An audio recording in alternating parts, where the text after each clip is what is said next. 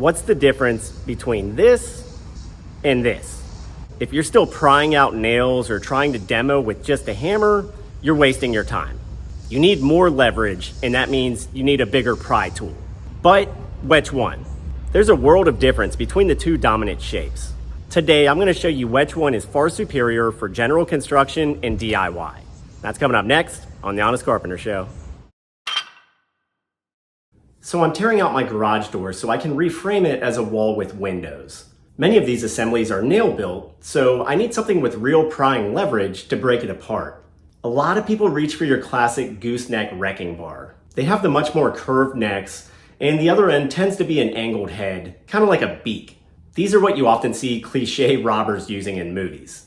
But I've always found these models to be ineffective for construction and DIY. The more pronounced curve makes it harder to get a good angle when you're removing nails or trying to get the ends slipped in under a board.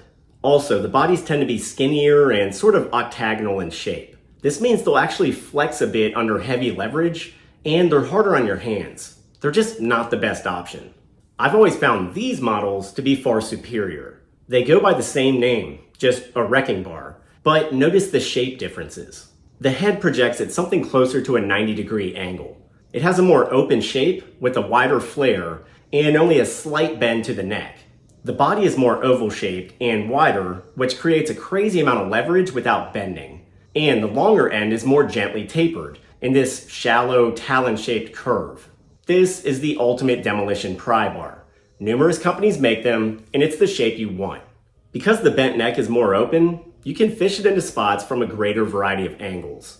You don't have to bend and contort your body or take really extreme angles, which you won't always have space to achieve. That's how the older crowbars work. But this flathead shape slides into gaps more naturally. Likewise, the long taper on the end can insert deeper into crevices and give you a really wide range of leverage. You can work it very gently or pry with all of your force. I've pried up about 1 billion board feet with this model, as you can tell by the blunted forks. They're great for everything from deck boards to framing or even digging up rocks in your yard.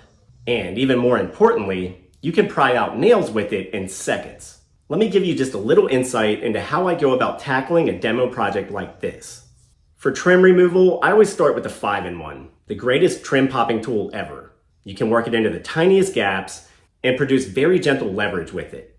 If I need a bit more of a pry, I may go to my demolition screwdriver, just a big 10-inch or 12-inch flathead.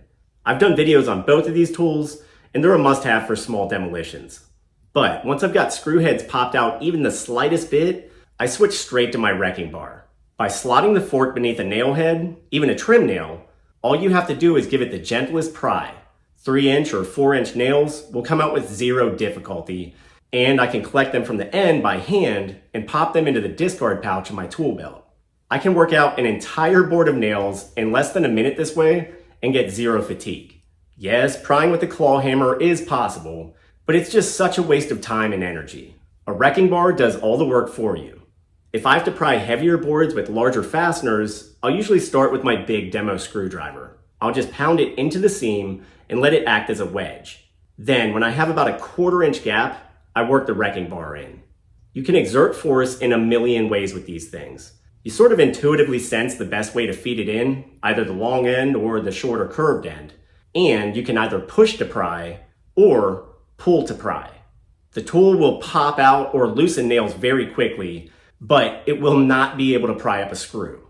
Screws are just too strong. They have tremendous pull-out strength.